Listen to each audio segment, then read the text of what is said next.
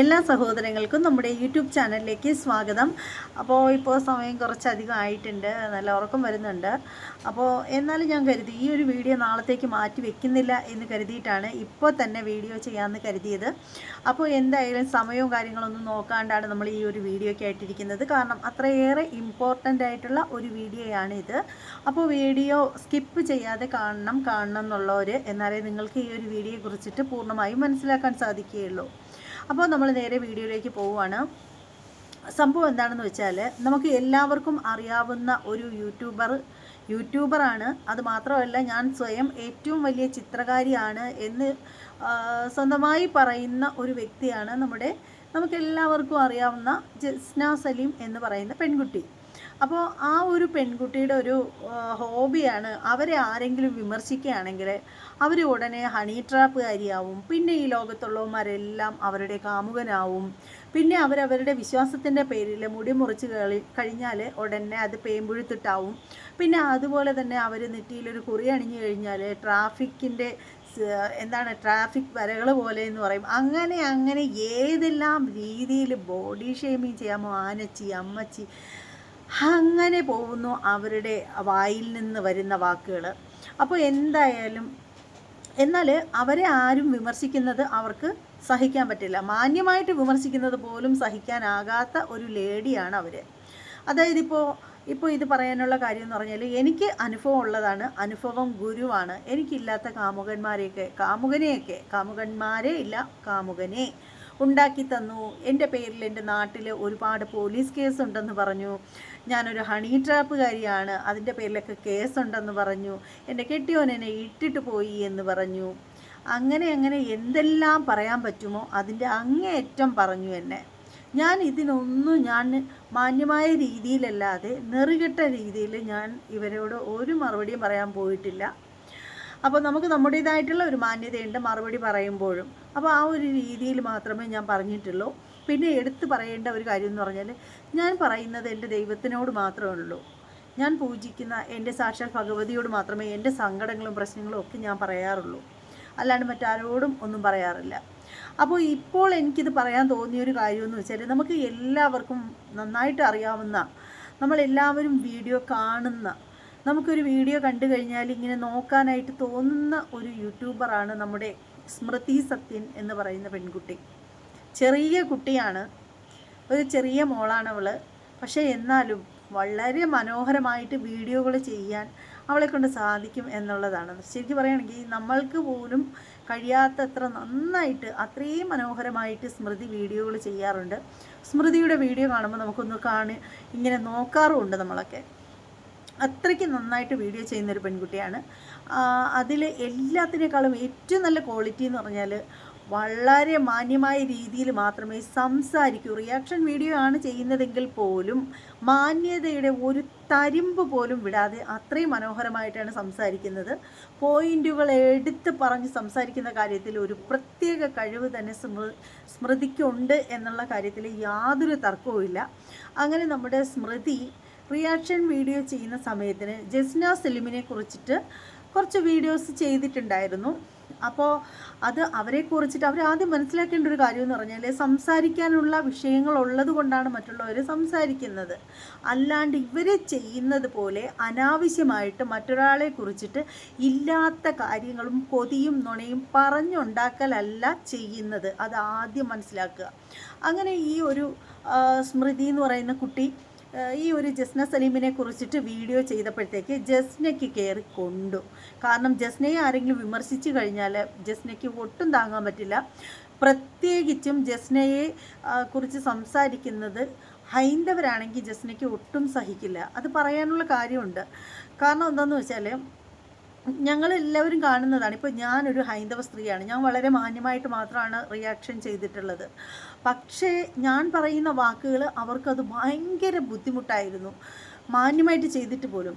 അങ്ങനെ ഇവർ എനിക്കെതിരെ പലതവണ കൊണ്ടുവന്ന് കള്ളപ്പരാതികളും പെറ്റീഷനൊക്കെ കൊടുത്തിട്ടുമുണ്ട്. കാരണം ഇവർക്കുള്ള ഹോബി അതാണ്, ആളുകളെ എങ്ങനെയെങ്കിലും കള്ള പെറ്റീഷൻ കൊടുക്കുക. ഇതാണ് ഇവരുടെ ഒരു ഹോബി എന്ന് പറയുന്നത്. അതവിടെ നിൽക്കട്ടെ, അതെന്തെങ്കിലും ആകട്ടെ. ഈ ഒരു ലേഡി പിന്നെ ചെയ്ത ഒരു കാര്യമെന്ന് വെച്ചാൽ, ഈ ഒരു ചെറിയ പെൺകുട്ടി ഇതുപോലെ ഇവരെ വിമർശിച്ച് വീഡിയോ ചെയ്തപ്പോഴത്തേക്ക് ഇവരെന്ത് ചെയ്തെന്നറിയാമോ? ഇവരുടെ ചാനലിൽ വന്നിട്ട് സ്മൃതിയെക്കുറിച്ചിട്ട് പറയാൻ പാടില്ലാത്ത കുറേയേറെ വൃത്തികേടുകൾ പടച്ചു വിട്ടു. ഉള്ളതാണ് പറയുന്നതെങ്കിൽ പോട്ടെ, ഉള്ള കാര്യമല്ലേ പറഞ്ഞതെന്ന് വിചാരിക്കാം. സോഷ്യൽ മീഡിയയിൽ വന്നിട്ട് സ്മൃതി എന്ന് പറയുന്ന അത്രയും പ്രായം കുറഞ്ഞ ചെറിയ കുട്ടിയെ, ഞാൻ ആ കുട്ടി ഇപ്പോൾ നിങ്ങൾക്കൊക്കെ അറിയാവുന്നതായിരിക്കും, റിയാക്ഷൻ വീഡിയോകൾ സ്ഥിരം കാണുന്ന ആളുകൾക്ക് സ്മൃതിയെ അറിയാതിരിക്കാൻ ഒരു വഴിയില്ല. വളരെ നല്ല റിയാക്ഷൻ വീഡിയോ ചെയ്യുന്നൊരു വ്യക്തി തന്നെയാണ് സ്മൃതി. അപ്പോൾ ഈ ഒരു പെൺകുട്ടിയെ പറ്റിയിട്ട് ഈ ഒരു സ്ത്രീ വന്നിട്ട് പറയുന്ന മ്ലേച്ഛമായിട്ടുള്ള വാക്കുകൾ പറയുന്നതിന് മുമ്പ് ഒരു കാര്യം ഞാൻ പറയാം. ഞാൻ ഇടയ്ക്ക് വെച്ച് പറഞ്ഞൊരു പോയിൻ്റ് ഉണ്ടായിരുന്നു, അത് വിട്ടുപോയി. ഇവർക്ക് പ്രത്യേകിച്ച് ഹൈന്ദവർ വിമർശിക്കുമ്പോഴാണ് പ്രശ്നമുള്ളതെന്ന് ഞാൻ പറഞ്ഞിട്ടുണ്ടായിരുന്നല്ലോ.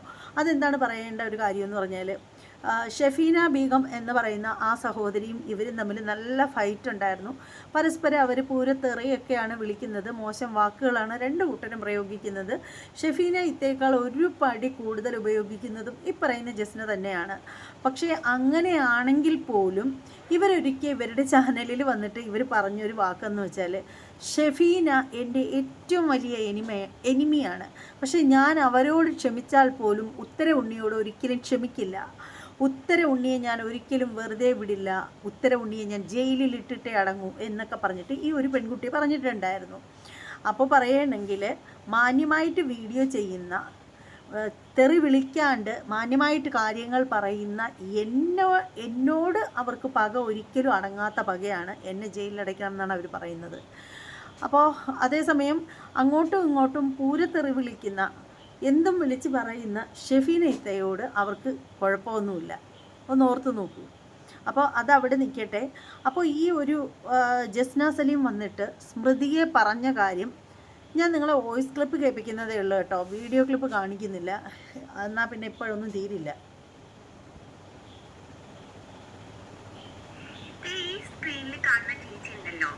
ഈ ചേച്ചി ഒരിക്കൽ നമ്മുടെ കൊയിലാണ്ടി ഹോസ്പിറ്റലിൽ വന്നിട്ടുണ്ടായിരുന്നു. ഞാൻ ആ സമയത്ത് അവിടെ ഉണ്ടായിരുന്നു, എനിക്ക് മൈഗ്രെയിൻ ആയിട്ട് കാണിക്കാൻ വേണ്ടിയിട്ട്. അപ്പോൾ ഈ ചേച്ചീനെ ഞാൻ കണ്ടപാടക്ക് ഈ ചേച്ചീനെ ഞാൻ തിരിച്ചറിഞ്ഞു കേട്ടോ. ഈ ചേച്ചി അതായത് ഇവൾ പറയുന്നത് എന്താണെന്ന് വെച്ചാൽ, ഒരു ദിവസം ഇവൾക്ക് മൈഗ്രെയിൻ ആണെന്നാണല്ലോ ഇവൾ പറയുന്നത്. അങ്ങനെ മൈഗ്രെയിൻ ആയിട്ട് കൊയിലാണ്ടിയിലുള്ള ഒരു ഹോസ്പിറ്റലിൽ പുള്ളിക്കാരത്തി പോവുമായിരുന്നു. അപ്പോൾ അവിടെ ചെന്ന സമയത്ത് സ്മൃതിയെ അവിടെ വച്ചിട്ട് ഈ പറയുന്ന ജസ്റ്റിനെ കാണാനിടയായി. അപ്പോൾ അങ്ങനെ കണ്ടപ്പോഴത്തേക്ക് ഈ സ്മൃതി ഒരു യൂട്യൂബർ ആയതുകൊണ്ടും ജസ്ന സലീമും ഒരു യൂട്യൂബർ ആയതുകൊണ്ടും ഈ രണ്ട് യൂട്യൂബർ തമ്മിലും തിരിച്ചറിഞ്ഞു എന്നാണ് പറയുന്നത്. അപ്പോൾ ബാക്കി നമുക്ക് കേൾക്കാം. കാണിക്കാൻ വേണ്ടിയിട്ട് അപ്പോൾ ഈ ചേച്ചീനെ ഞാൻ കണ്ടപാടക്ക് ഈ ചേച്ചീനെ ഞാൻ തിരിച്ചറിഞ്ഞു കേട്ടോ. ഈ ചേച്ചി ഒരു യൂട്യൂബറാണ്. അപ്പോൾ ചേച്ചി എന്തിനാ വന്നതെന്ന് വെച്ചാൽ ഒരു അബോർഷൻ സംബന്ധമായിട്ടുള്ളൊരു കാര്യത്തിനാട്ടോ വന്നത്. അപ്പോൾ പറയുന്നതെന്ന് വെച്ചാൽ, സ്മൃതി ആ ഒരു ഹോസ്പിറ്റലിൽ വന്നത് എന്തിനാണെന്ന് വെച്ചാൽ അബോർഷൻ സംബന്ധമായിട്ടുള്ള ഒരു കാര്യത്തിന് വേണ്ടിയിട്ടാണ് വന്നത് എന്നാണ് ഈ ജസ്ന സലീം പറയുന്നത്. ചേച്ചി വിവാഹം കഴിച്ചിട്ടില്ല എന്നാ തോന്നുന്നത്. അപ്പോൾ ചേച്ചിയുടെ നാട്ടിലെവിടെയും ഈ അബോർഷൻ ചെയ്തു കൊടുക്കാത്തത് കൊണ്ട് നമ്മുടെ കൊയിലാണ്ടിക്ക് വന്നിട്ട് ഇവിടുന്ന് ചെയ്യാൻ വേണ്ടിയിട്ട് ഡോക്ടറെ കാണാൻ വേണ്ടിയിട്ടായിരുന്നു വന്നത്. അപ്പോൾ ജസ്റ്റിന് പറയുന്നത് എന്താണെന്ന് വെച്ചാൽ, കൊയിലാണ്ടിക്ക് സ്മൃതി വന്ന സംഭവം എന്ന് പറഞ്ഞാൽ അബോർഷൻ ചെയ്യാൻ വേണ്ടിയിട്ടായിരുന്നു. അപ്പോൾ അവരുടെ സ്മൃതിയുടെയൊക്കെ നാട്ടിൽ അബോർഷൻ ചെയ്ത് കൊടുക്കുന്ന ഹോസ്പിറ്റൽ ഇല്ലാത്തത് കൊണ്ട് കൊയിലാണ്ടിയിലുള്ള ഹോസ്പിറ്റലിൽ അതൊക്കെ ചെയ്ത് കൊടുക്കുന്നത് കേട്ടറിഞ്ഞാണ് സ്മൃതി അവിടെ വന്നതെന്നാണ് ജസ്ന സലീം പറഞ്ഞു വെക്കുന്നത്. അപ്പോൾ ഒരു കാര്യം ഞാൻ ചോദിക്കട്ടെ, പറയുന്നതിന് മറുപടി പറയാണ്ട് പറ്റില്ല. അപ്പോൾ ഈ കൊയിലാണ്ടിയിലുള്ള ഹോസ്പിറ്റലുകളിൽ അപ്പോൾ ഒരുപാട് അബോർഷനുകളൊക്കെ നടക്കുന്നുണ്ടല്ലേ. അപ്പോൾ ഇത് ആരെങ്കിലും കേട്ടിട്ടുണ്ടെങ്കിൽ ഈ ഒരു കാര്യം ഒന്ന് തിരക്കുന്നത് നന്നായിരിക്കും. പ്രത്യേകിച്ച് പോലീസുകാരെങ്കിലും ഇത് കേൾക്കുന്നുണ്ടെങ്കിൽ നിയമപരമായിട്ട് മുന്നോട്ട് പോവുക തന്നെ വേണം. പിന്നെ അത് മാത്രമല്ല, ആരെങ്കിലും ഉത്തരവാദിത്തപ്പെട്ട ആരെങ്കിലും ഈ ഒരു വോയിസ് ക്ലിപ്പ് കേൾക്കുകയാണെങ്കിൽ ഇവർ പറഞ്ഞ കാര്യം എന്താണെന്ന് വെച്ചാൽ, അവിടെ കൊയിലാണ്ടിയിലൊരു ഹോസ്പിറ്റലുണ്ട്, ആ ഒരു ഹോസ്പിറ്റലിൽ സുലഭമായിട്ട് അബോർഷൻ നടക്കുന്നുണ്ട് എന്നാണ്. ഒന്ന് ഓർത്ത് നോക്കൂ, ഭ്രൂണഹത്യ തെറ്റാണ് എന്നുള്ള ആ ഒരു സംഭവം നമ്മുടെ രാജ്യത്ത് നിലനിൽക്കുമ്പോൾ അങ്ങനെ ഒരു ഹോസ്പിറ്റൽ ഈ ഒരു സംഭവം നടത്താനായിട്ട് ഉണ്ടെങ്കിൽ ആ ഹോസ്പിറ്റലിനെതിരെ എന്തായാലും കർശനമായിട്ട് നിയമ നടപടി എടുക്കണം എന്നാണ് എനിക്ക് പറയാനുള്ളത്. അപ്പോൾ ഈ ഞാൻ പറഞ്ഞ ഈ ഒരു വാക്കിൽ പിന്നെ വാക്ക് ശരിയാണ് എന്നുള്ളവരുണ്ടെങ്കിൽ ഒന്ന് കമൻറ്റ് ചെയ്തേക്കണം. ഞാൻ പറഞ്ഞതിൽ എന്തെങ്കിലും മിസ്റ്റേക്ക് ഉണ്ടെങ്കിൽ, അങ്ങനെ ചെയ്യേണ്ട ആവശ്യമില്ല എന്നുള്ളവരാണെങ്കിൽ അതും ഒന്ന് കമൻറ്റ് ചെയ്യും. ഒന്നാമത്തെ കാര്യം എന്ന് പറഞ്ഞാൽ കുഞ്ഞുങ്ങളെ കൊല്ലുന്നത് അത്രയേറെ പാപമാണ്. പ്രത്യേകിച്ച് അബോർഷൻ ചെയ്യാറുണ്ട്, സാധാരണയായിട്ട് അബോർഷൻ ചെയ്യാറുണ്ട്. അത് എങ്ങനെയാണെന്ന് വെച്ചാൽ ഏതെങ്കിലും സാഹചര്യത്തിൽ കുട്ടിക്ക് അംഗവൈകല്യങ്ങളോ മറ്റോ ഉണ്ടെങ്കിൽ, അല്ലെങ്കിൽ അമ്മയാകാൻ പോകുന്ന സ്ത്രീ ഒരുപാട് പവർഫുള്ളായിട്ടുള്ള മെഡിസിനൊക്കെ കഴിക്കുന്നവരാണെങ്കിൽ, അതുമല്ലെങ്കിൽ കുഞ്ഞിന് ഞാൻ നേരത്തെ പറഞ്ഞതുപോലെ ഹാർട്ടിനോ മറ്റെന്തെങ്കിലും തരത്തിൽ ഗുരുതരമായിട്ടുള്ള പ്രശ്നം ഉണ്ടെന്നുണ്ടെങ്കിൽ, അങ്ങനെയൊക്കെയുള്ള സാഹചര്യങ്ങളിൽ മാത്രമാണ്, അല്ലെങ്കിൽ ആരെങ്കിലും റേപ്പ് ചെയ്ത വഴിയിലുണ്ടായ കുഞ്ഞാണെങ്കിൽ അങ്ങനെയൊക്കെയുള്ള സാഹചര്യങ്ങളിൽ മാത്രം ഗവൺമെൻറ്റിൻ്റെ പെർമിഷനോട് കൂടി മാത്രമാണ് അബോർട്ട് ചെയ്യുന്നത്. അല്ലാണ്ട് ഇന്നത്തെ കാലഘട്ടത്തിൽ ഭ്രൂണഹത്യ കുറ്റമാണെന്നുള്ള കാര്യം നാഴികയ്ക്ക് 40 വട്ടം എല്ലായിടത്തും എഴുതി വച്ചിരിക്കുന്ന ഈ ഒരു സാഹചര്യത്തിൽ, പ്രത്യേകിച്ച് ഹോസ്പിറ്റലുകളിൽ ചെന്ന് കഴിഞ്ഞാൽ, അപ്പോൾ കൊയിലാണ്ടി പരിധിയിൽ കൊയിലാണ്ടി എന്ന് പറയുന്ന സ്ഥലത്ത് ഇതുപോലെ അബോർഷൻ ചെയ്യാൻ വേണ്ടിയിട്ട്, സുലഭമായിട്ട് അബോർഷൻ ചെയ്യാൻ വേണ്ടിയിട്ട് ഒരു ഹോസ്പിറ്റലുണ്ടെങ്കിൽ ആ ഒരു ഹോസ്പിറ്റലിനെതിരെ, ആ ഒരു മാനേജ്മെൻറ്റിനെതിരെ, ഇനി സർക്കാർ ആശുപത്രിയാണെങ്കിൽ എന്ത് തന്നെയാണെങ്കിലും ആ ഹോസ്പിറ്റലിനെതിരെ കർശനമായ നിയമം കൊണ്ടുവരേണ്ടതാണ്, നിയമ നടപടി എടുക്കേണ്ടതാണ് എന്നാണ് എനിക്ക് പറയാനുള്ളത്. പിന്നെ ഈ ഒരു പെണ്ണ് പറയുന്ന ബാക്കി കൂടി കേൾക്കാം. പെട്ടെന്ന് ചേച്ചി എന്നെ കണ്ടപ്പോ ആകെ ടെൻഷനായി പോയി. അപ്പൊ ചേച്ചി ഒരു യൂട്യൂബറാണ്, ഞാനതെങ്ങാനും പുറത്ത് പറഞ്ഞാൽ ചേച്ചിയുടെ ഒരു ഭാവിയെ അത് പേടിച്ചിട്ട് ചേച്ചി. അപ്പോൾ പുള്ളിക്കാരത്ത് പറയുന്നത് എന്താണെന്ന് വെച്ചാൽ, ജസ്നെ അവിടെ വെച്ച് കണ്ടപ്പോൾ സ്മൃതി ആകെ പേടിച്ച് പണ്ടാരടങ്ങി എന്നാണ് പറയുന്നത്. കാരണം രണ്ടു കൂട്ടരും യൂട്യൂബർമാരാണല്ലോ, വലിയ യൂട്യൂബറാണല്ലോ. അപ്പോൾ ഇത് വല്ലതും ഈ ജസ്ന കൊണ്ടുവന്ന് ജസ്നയുടെ ചാനലിൽ ഇട്ട് കഴിഞ്ഞാൽ എന്ത് ചെയ്യും എന്നുള്ളതിൻ്റെ ടെൻഷനിലായിപ്പോയി പുള്ളിക്കാരത്തി എന്നാണ് പറയുന്നത്. ഭാവി പോയേ അന്ന് തൊട്ടിട്ട് എന്നെ കുറിച്ച് വ്യാജ പ്രചരണം നടത്തിക്കൊണ്ടിരിക്കുകയാണ്. അപ്പൊ നിരന്തരം ഇങ്ങനെ ചേച്ചിയുടെ അക്കൗണ്ട് എടുത്ത് നോക്കിയാൽ കാണും, നിരന്തരം എന്നെ കുറിച്ച് ഇങ്ങനെ വ്യാജ പ്രചരണം നടത്തിക്കൊണ്ടിരിക്കുകയാണേ. അപ്പോൾ പുള്ളിക്കാരത്തി പറയുന്നത്, അങ്ങനെ അവിടെ വെച്ച് കണ്ടുമുട്ടിയതിന് ശേഷം സ്മൃതി നിരന്തരമായിട്ട് ജസ്നയ്ക്കെതിരെ വ്യാജ പ്രചരണങ്ങൾ നടത്തിക്കൊണ്ടിരിക്കുകയാണ് എന്നാണ് പറയുന്നത്. അപ്പോൾ എനിക്കൊരു കാര്യം ചോദിക്കാനുള്ളതെന്ന് വെച്ചാൽ, ഈ പറയുന്ന ജസ്നയ്ക്കെതിരെ ഒരുപാട് സംസാരിക്കുന്ന ആണുങ്ങളുണ്ടല്ലോ, പെണ്ണുങ്ങളെക്കാൾ ഏറെ ആണുങ്ങളാണുള്ളത്. പച്ചത്തെറി വിളിച്ചിട്ട് സംസാരിക്കുന്ന ആളുകൾ വരെ ഉണ്ട്, റിയാക്ഷൻ വീഡിയോ ചെയ്യുന്നവർ, പിന്നെ ട്രോൾ വീഡിയോ ആണെങ്കിൽ പറയാൻ വേണ്ട. അപ്പോൾ അവരൊക്കെ എന്തെങ്കിലും കണ്ടിട്ടാണോ അങ്ങനെ ചെയ്യുന്നതിന് പിന്നിൽ എന്തെങ്കിലും ഒരു ശക്തമായ കാരണമുണ്ടോ?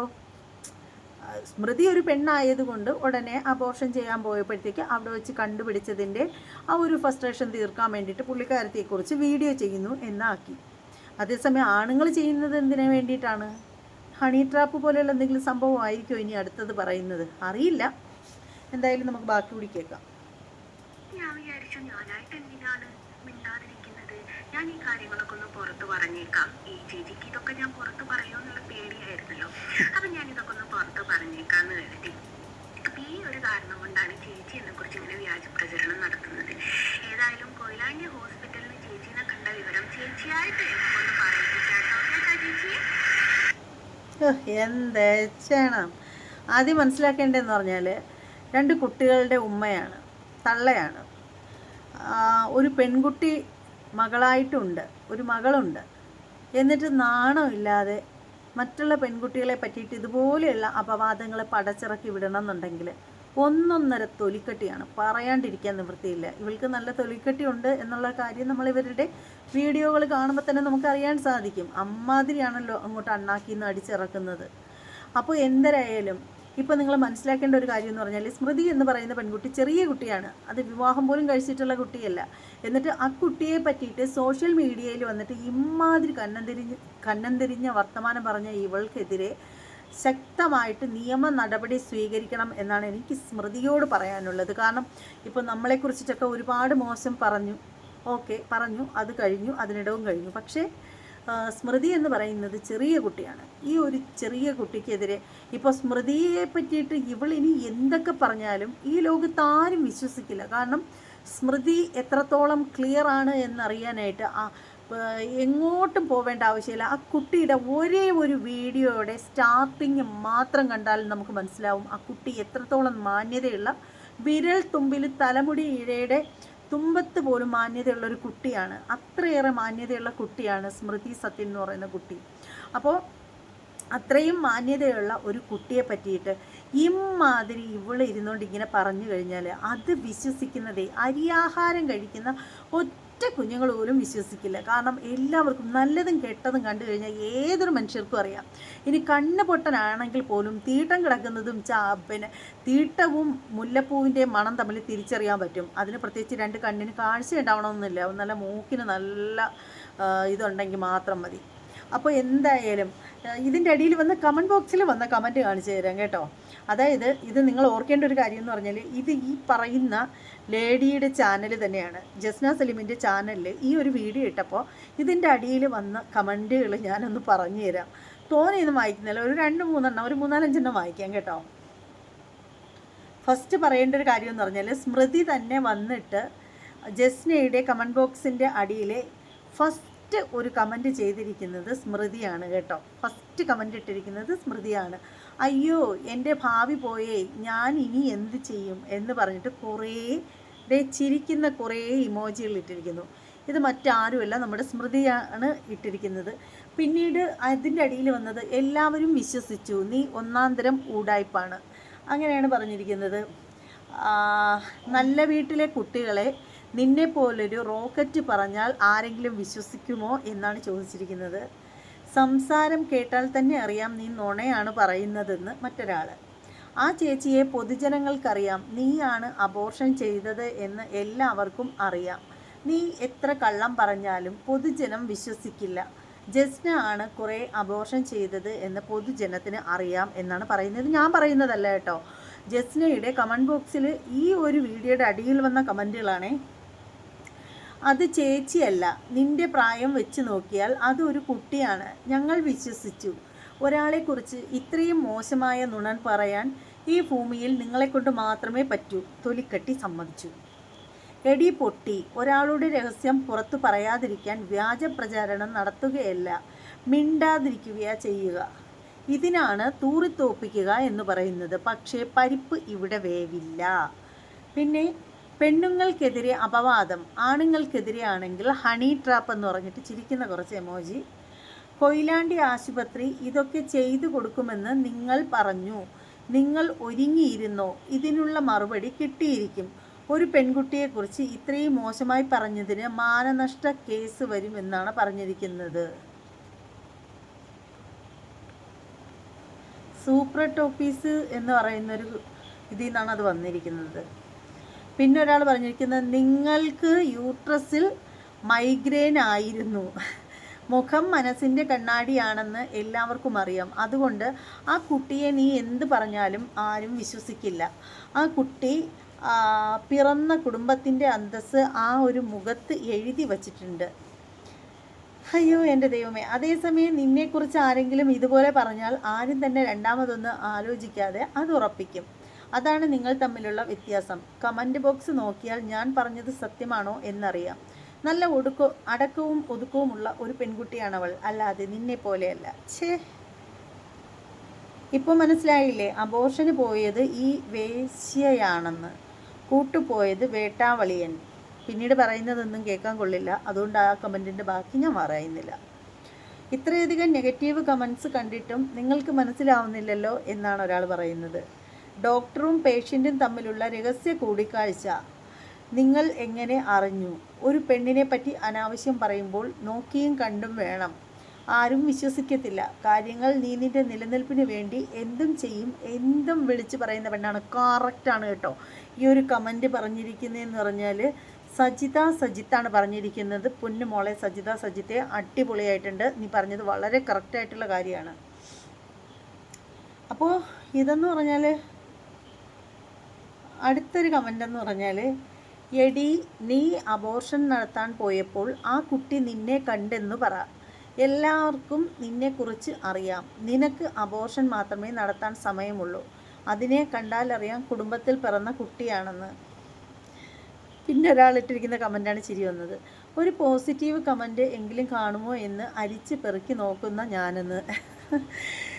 അപ്പോൾ സ്വന്തം ചാനലിൽ 186ഓളം ബാഡ് കമൻറ്റ്. എന്താ അല്ലേ? ഇതീ പരം ഇല്ലാതെ എനിക്ക് 50K തികഞ്ഞു എന്നും പറഞ്ഞിട്ട് കേക്ക് കട്ടിങ്ങും കാര്യങ്ങളും ഒക്കെ നടത്തുന്നത് നമ്മൾ കണ്ടു. വീഡിയോയിലൂടെ നമ്മളതെല്ലാം കണ്ടതാണ്. അപ്പോൾ അങ്ങനെ ചെയ്യുന്ന ഒരു വ്യക്തിക്ക് ഒരാളെങ്കിലും നല്ലതായിട്ട് പറയണ്ടേടേ. ഈ 50,000 സബ്സ്ക്രൈബറുള്ള ഒരു വ്യക്തിയെ ഒരു നല്ലൊരു കമൻറ്റ് പോലും ഇതിനകത്ത് വായിക്കാനില്ലല്ലോടെ. അതെന്താ അങ്ങനെ? അതെന്താ അങ്ങനെ മനസ്സിലാവുന്നില്ല. അപ്പോൾ ഇതിൽ നിന്ന് നിങ്ങൾ മനസ്സിലാക്കേണ്ട ഒരു കാര്യമെന്ന് വെച്ചാൽ, ഇത് കേൾക്കുന്ന ആളുകളുണ്ടെങ്കിൽ മനസ്സിലാക്കേണ്ട ഒരു കാര്യം എന്ന് വെച്ചാൽ, ഇവർക്ക് 50,000K തികഞ്ഞത് എങ്ങനെയാണെന്ന് അറിയാമോ? സിമ്പിളാണ്. എല്ലാ യൂട്യൂബേഴ്സിനും അറിയാവുന്നൊരു സംഭവമുണ്ട്. ഷോർട്സ് വീഡിയോ നമ്മൾ എത്രത്തോളം ഇടുകയാണെങ്കിലും അത്രത്തോളം വ്യൂസ് കയറും. ലെന്ത് വീഡിയോ വളരെ കുറച്ച് മാത്രമാണ് യൂട്യൂബ് പ്രൊമോട്ട് ചെയ്യാറുള്ളത്. ഷോർട്ട് വീഡിയോയെ പെട്ടെന്ന് ടക്കനാ കയറും ഷോർട്ട് വീഡിയോ. അതാണ് മെയിൻ എന്ന് പറയുന്നത്. അപ്പോൾ ഈ ഷോർട്ട് വീഡിയോ കണ്ട് ഇഷ്ടപ്പെടുന്ന ആളുകളാണ് സബ് ചെയ്ത് ഇടുന്നത്. അവരുടെ ചാനലിൽ പോയിട്ട് അവർക്ക് 1 ലക്ഷം രൂപ, 1.5 ലക്ഷം രൂപ, 1,06,000 രൂപ ഒക്കെ യൂട്യൂബ് വരുമാനം മാസം തോറും കിട്ടുന്നു എന്നാണ് പറയുന്നത്. പക്ഷേ അവരുടെ ചാനലിൽ നമ്മൾ പോയി ലെന്ത് വീഡിയോയുടെ ലെന്ത് വീഡിയോയുടെ വ്യൂസ് നോക്കിക്കഴിഞ്ഞാൽ വളരെ പരിതാപകരമാണ്. വളരെ കുറച്ച് വ്യൂസ് മാത്രമേ ഉള്ളൂ. ഇവർക്കാണ് 1 ലക്ഷവും 4 ലക്ഷവും പേരൊക്കെ വരുന്നതെന്ന് പറയുന്നത്. എന്തെങ്കിലും ആവട്ടെ, ഇനിയിപ്പോൾ അത്രയൊക്കെ രൂപ കിട്ടുന്നെങ്കിൽ നല്ലത് തന്നെ. മേടിച്ച് സൂക്ഷിച്ച് വെക്കട്ടെ, അതൊക്കെ അവരവരെ. പക്ഷെ നമുക്കൊക്കെ യൂട്യൂബ് വരുമാനം വരണമെന്നുണ്ടെങ്കിൽ 29-ാം തീയതി 30-ാം തീയതി ഒക്കെ ആവാതെ നമ്മുടെ കയ്യിൽ പൈസ കിട്ടത്തില്ല. യൂട്യൂബ് പൈസ ഇടുന്നതെന്ന് പറഞ്ഞാൽ, നമ്മുടെ അക്കൗണ്ടിലേക്ക് ഇടുന്നതെന്ന് പറഞ്ഞാൽ 23-ാം തീയതിയോട് കൂടിയാണ്. പക്ഷെ നമുക്കിടെ കയ്യിൽ കിട്ടുമ്പോൾ മാസം അവസാനമാണ്. പക്ഷേ ഈ പറയുന്ന ജസ്ന സലീമിന് മാത്രം 25-ാം തീയതി തന്നെ പൈസ കിട്ടും. എന്താണോ എന്തോ ഇവർക്ക് മാത്രം പിന്നെ യൂട്യൂബ് കൊടുക്കുന്ന ഒരു പ്രത്യേക പരിഗണന എന്തുകൊണ്ടാണെന്ന് അറിയില്ല. അപ്പോൾ എന്തായാലും പരിഗണനയൊക്കെ കിട്ടുന്നവർ നന്നായിരിക്കട്ടെ. അത്രയൊക്കെ പറയാനുള്ളൂ. ഇത് തന്നെ വീഡിയോ ഒരുപാട് ലെന്തായിപ്പോയി, 22 മിനിറ്റ് ആയിപ്പോയി. പറയാനുള്ളതെല്ലാം പറഞ്ഞു വന്നപ്പോൾ അങ്ങനെ ആയിപ്പോയി. പിന്നെന്ന് വെച്ചാൽ എൻ്റെ കണ്ണ് കണ്ടില്ലേ, ഉറക്കം നന്നായിട്ട് തൂങ്ങുന്നുണ്ട്. 1 മണി കഴിഞ്ഞിട്ടുണ്ട്. അപ്പോൾ എന്തായാലും ഇത്രയൊക്കെ ഉള്ളൂ. ഇനി മറ്റൊരു വീഡിയോയുമായി വരുന്നത് വരെ എല്ലാവർക്കും ബായ്.